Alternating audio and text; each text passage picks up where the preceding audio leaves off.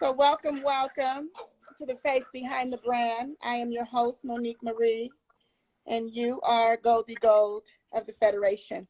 AKA my mama youngest son. You know what it is. Fair gang in the AKA building. the baby, the piranha Yeah, Pisces. straight up. So how was your day today? Just really getting it started. I'm actually back in the studio right now working, so I'm just Yeah, getting back into it. got a session tonight? Yeah, I'm actually in the session right now to go out in the hallway to knock this interview out. Oh my God. I can't believe Multitasking. you are so kind to do this. Well, let's get into it then, okay? So as I said, you are Goldie Gold. Tell people who, of course, are from the East Coast, where you began, where you are from. I'm originally from 707 Vallejo Fairfield. You know, 1/3 of the group Federation, and just Bay Area business. You know, Yeah. It's a beautiful thing. West Coast representative.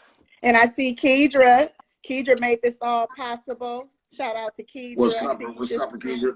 Thank you so much. You know, she's coming on at 9. Her and the group 83 will be on at 9 o'clock. So right after your interview, a little shortly after. Yeah, I'll make sure I'll be tuning in for that interview also. Okay, so Fairfield Vallejo, you started. I want to circle back a little bit because I always like to know where this gift came from. So let's talk about your uncle, Mac Rev. Oh yeah, my uncle Mac Rev, you know, he's a part of an old school group called BP, you know what I mean, 75 Girls back in the day. And, you know, he always installed it in me. Just music always been a part of my family. I recorded my first song when I was like 3-4 years old. So yeah, you told me that. That's which is incredible. It's always been a God-given gift. Yeah, absolutely. So from 3-4 years old, you grew up and you were a teenager. And of course, you ended up meeting Rick Rock when you were around 16. Is that right? Yeah, I met Rick when I was 16. Okay. So you shared with me that he saved your life. How did he save your life? Yeah, I mean, he gave me a way out the streets. You know, I got shot when I was 16. So yes, it was like, you know, just young and dumb, just wild, just product of the ghetto. And he reached a hand out to me and he, you know, I mean, he took me out the streets. He trained me and developed me. Yeah. Well, shout out to Rick Rock Beats. I think it's incredible. He introduced you to the members, of course, which you all became the Federation, which is Dooney Baby, Doon Coon, and Stressmatic. Yeah, so, Dooney and Rick Rock was actually in a group Cosmic Slop Shop before we met. Me and Stress went to high school together. Okay. And you guys, it was like it was just divine intervention. Divine intervention. So we're talking from 2002. You have been in this game, and you have been able to collaborate with some amazing artists. You know, the group has been very successful. You are still making a lot of hits. And as I mentioned right before we came in, Contraband Beats, of course, the Movin single right now that is out. With Calligraphy, shout out to Contraband from the track and shout out to Caligraphy. I was going to say Caligraphy. You also have another single, of course, with Keidra, Body. Yeah, we'll be shooting a video to that soon. Smash record. So just moving. Okay. Gotta stay working. So tell me, how do you maintain your self-motivation? Say when there's days that something happens and you get a setback. How do you maintain your self-motivation in order to complete projects in the middle of, you know, setbacks? I mean, you just gotta dig down deep. You know what I mean? It's gotta come from within. You can't be lazy. Yeah. It's like Rick installed a work ethic into us. So it's like, it's always treat the first time like the last time, no matter what. I like that. Yeah, I like that. Well, that's something I noticed about your energy. I noticed just even, you know, watching a lot of your visuals and just you when you're in the studio.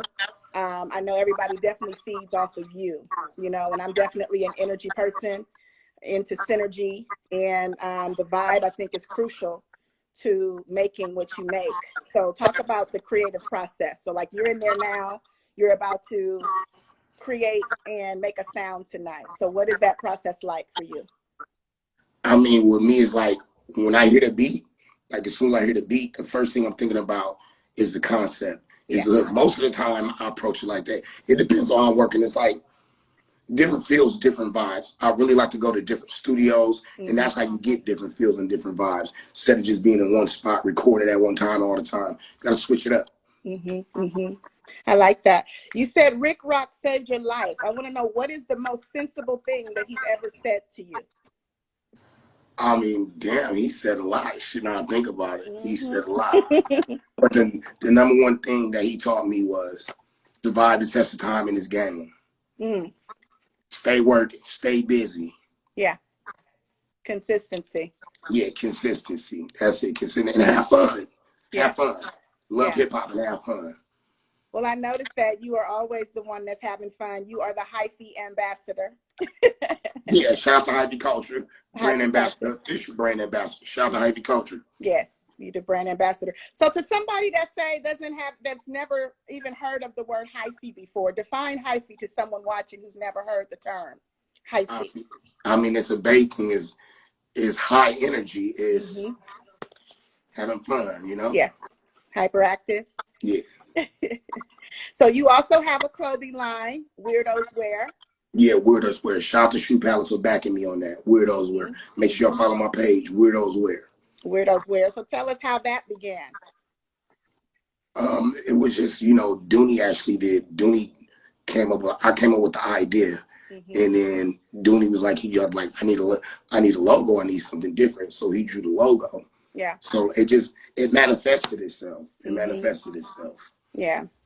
I'm going to say a term to you, and I want to know what's the first thing that comes to your mind when I say it. Okay, let's shoot it. Okay. Choose the people who choose you. As far as... That's it. I'm telling you.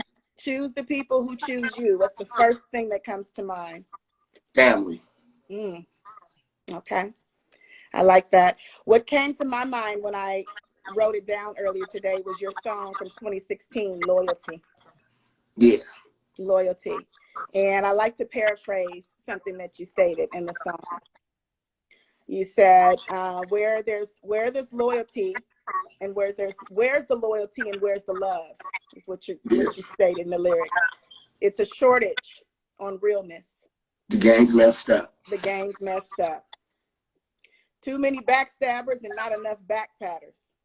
Yeah, you know, they say the hardest thing is the easiest thing to do, which is congratulate somebody. You know, you see somebody successful, you want someone to rub off on you. You don't want support, and it's all about support. Yeah, I like that. And talk a little bit about that, because you've been in this game for a very long time. So talk about characters, people, of course, who, you know, are true to you, and of course recognizing, of course, when there are people who are not, and in your circle or shouldn't be in your circle. So what do you do? I mean, as far as like, look at it like this. In the Bay Area, we'll support out of towners before we support our own backyard. And that's sad. That's what I mean by that. That's the best way I can put it. That goes without explanation. Yeah, it nothing else needs to be said. So talk to me about pre-COVID, because of course, you know, everybody was performing. You were able to do concerts, different things like that, but there was one ideal Bay Area scene that was going on, and it was the Syfy. Am I saying it right? The Syfy. Yeah, Syfy. Talk to me about the Syfy. I mean, so I was doing a lot of shows. Syfy is a company. They reached out to me, and we were going to start doing a lot of shows where I get to showcase artists also. But then once COVID happened, it closed a lot of doors for a lot of opportunities for a lot of people. Yeah. So how has that changed your creative process? Because you're still able to put out singles and you're making hits, you know. Yeah, but ain't nothing like that stage. Ain't nothing when you can actually bring the music to life. Ain't nothing like Mr. Stage. Oh yeah. Well, I think, like I said, I'm proud of you, and I'm just now linking with you, just based on what you've been able to do in the middle of a pandemic. I think anybody who's been able to put out any type of sound and it moves, it's like coming out from underneath a rock. Yeah, you just gotta. It's like you gotta improvise. You gotta, you know. And I think a lot of people are like thinking out of the box. Yeah, right now you got to come up with something different. You know what I'm saying? Because you have been spoiled with the stage. Yeah. I miss the stage. That's the main thing I miss right now. I miss the stage. Yeah. Talk to me about another part of your artistry, which is the ghostwriting. I mean, I'm ghostwriting for a few people. I wouldn't necessarily consider it ghostwriting. Like, from vocal coaching to mentoring to, you know, I won't, like, if I'm writing for an artist, I won't necessarily go on and write. I'll go through the process with them so it's organic from their own feel and their own flavor. Yeah, yeah, I like that. A lot of people talk about winning a lot. And, you know, I think it can be encouraging when someone tries to tell you, oh, you winning, or you winning, I'm winning. But I don't think, well, I think it's a beautiful thing, right? But I don't think people talk enough about losses. Yeah. So talk to me about some of the losses and how you have overcome them. I mean, losses build character. You know, if you ain't, everybody talking about their bosses, if you ain't took no L's, it can't always be winning. It can't always be winning. Things go like this, but you make sure when you take those losses, you learn from those losses so you don't make those same mistakes again. Well, I think you are an amazing artist, but I know you also to be an amazing father. So talk to me about fatherhood and your 11-year-old baby boy. Oh yeah, he'll be 11 December 8th. Oh, he's a handful. He's smarter than me. Like these kids now, they smart, but they don't know nothing. Yeah, yeah. But yeah, that's my motivation. That's what when I don't want to keep going, I just think about my son, and that just motivates me to get your ass up. Is he also a musician? Do you see music in? No. He's a nerd. Is he? Yeah, he's a nerd. Smart kid. This is a total different generation. Yeah, he loves soccer though. He loves soccer. Does he? Oh, well, there you go. So he's an athlete. Yeah. So when you're not in the studio and you're not taking care of your son and the lights go out and the music stops, what is Anthony doing? I mean, when am I not doing music? That's what I'm saying. Even when I'm not working, I'm working. Just as far as production, hooks, right now, it's just music. I play pool. Other than that, I don't have a life outside of music. It's just it's strictly music. Whether I'm recording, whether it's technical, behind the scenes, it's just strictly music. That's amazing. It's just dedication. Yeah. So like say you're laying down and you hear beats in your head. Always. That's amazing. I was last night for the first time. I was telling you, remember, I was mentioning to you during the preliminary that I like to do affirmations. Yeah. And for the first time last night, I did affirmations right before I went to sleep, which I've never done before. And Ayla had gave me the idea as an artist I was interviewing last week. And I started seeing like this paradigm, if that makes sense. You gotta unlock it. No, you can open it. You guys now, good? Yeah. Okay. One of my group members right now, he's going outside real quick. They ain't recording right now. Let me know how we are on time. So if we need to stop, it's all good. But I was just thinking like what you were just saying, like if it's music always in your head. And I was like, I'm trying to do affirmations, right? Like put myself to sleep, but I start hearing music, you know, and I don't know if it's just because I'm listening to so much music right now. I'm listening to artist music. I'm listening to my own music, but it was like literally a beautiful thing. Like it put me to sleep. So I just thought that was so cool. What's a belief that you hold to yourself that others disagree on? What you say again? What's a belief that you hold deep to yourself but other people disagree? That's a tough one. That's a tough one. Because I really don't worry about who agrees or disagrees with me. I just keep moving forward and just focus on what I got to worry about. We ain't put on earth to please man. We put on earth to please God. Come on now. Thank you. So you've been in the business a long time. You have a lot of songs, a lot of singles. For a person that's coming behind you, this next generation that just wants to get signed and just wants to perform and get back on stage but doesn't know anything about the business. Talk to us about how important educating oneself on this business is. I mean, it's like I always say, there's the rap game, then there's music, then there's music business. What do you want to be a part of? Mm-hmm. Do you want to be a part of the business? I mean, because you are your own business, but you got to make sure you're on top of your paperwork. Yes.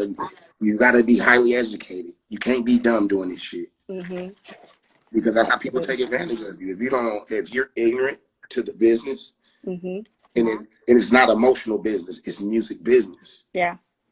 Have you ever dealt with any losses in that aspect, like, you know, with royalties or having to sue anybody, things like that? No, I've never had to sue anybody. Good. I mean, I've had shady business deals. You know what I mean, as far as dealing with promoters or certain artists, but that's neither here nor there. It comes with the territory. You're gonna have to take some type of loss to know what the win is, to know what's right and what's wrong. Mm-hmm. Lessons, right? It's all lessons. Well, I noticed with you, it's what you see is what you get, especially when it comes to this social media thing. So talk to me about the illusion of social media and the smoke and mirrors. I mean, it's a good thing, it's a bad thing, because you can make it look like you're doing this, like you're on top of the world, and then once that phone go off, once they log out, people be miserable, and it don't be what it seems. You know? Yeah. Unreal stuff. And I think it's a little dangerous, you know, speaking of, you know, I don't have little ones, but you're talking about, you know, you have an 11-year-old son, because a lot of the kids are looking at it, those who are on social media and Facebook, and they truly believe that this is what they should be following, you know, and what they should be like, whether it be body types, the unreal, the homes, the money, you know, the stuff that is being shown. So I think, you know, as artists, we do have to do better, you know, and talk about more of that, you know, when it comes to our platforms. So talk about big facts. Oh, big facts. But shout out to Sharp, shout out to Home Record, shout out to Gambling. I mean, shout out to Alpha House, Squirrel Media. Yeah. Jay Sharp produced that, right? Yeah. Okay. Big Sharp Productions is like big facts. It put itself together. I was thinking when I came with, like, I was like, we need more unity in the Bay. Everybody wants to be, oh, I'm the man. And we can all be kings. We can all win if we come together. Yeah. So talk about more of the unity, because we talked about that a little bit, and talk about, you know, how collaborations and making compilations great again. I mean, it's just, I remember back in the days, we used to have the Rhythm and Green compilations and whatnot, Harlem Lewis compilations.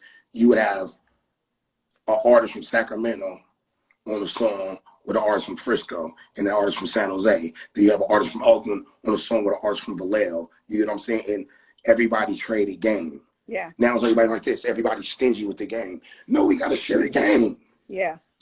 Absolutely. And I noticed you share the game a lot. You put a lot of people on, you help a lot of people out.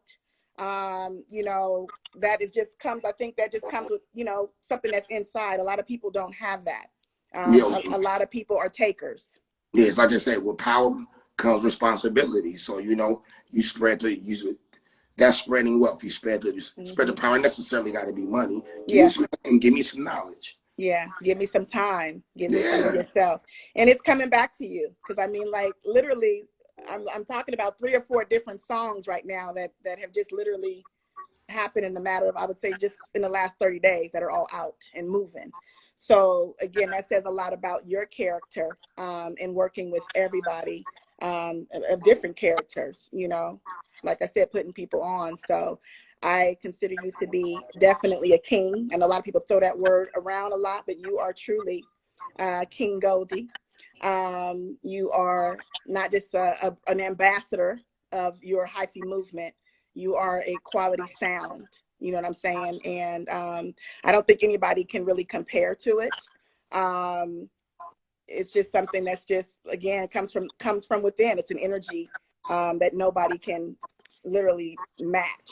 So talk to me about protecting that energy at all costs.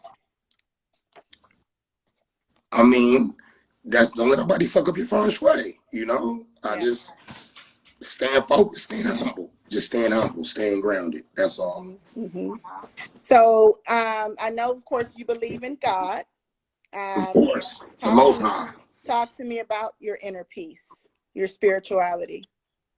I mean, I'm not necessarily a religious person, but I do believe in a higher power that guides us all. Mm-hmm. The relationship, right? Yeah.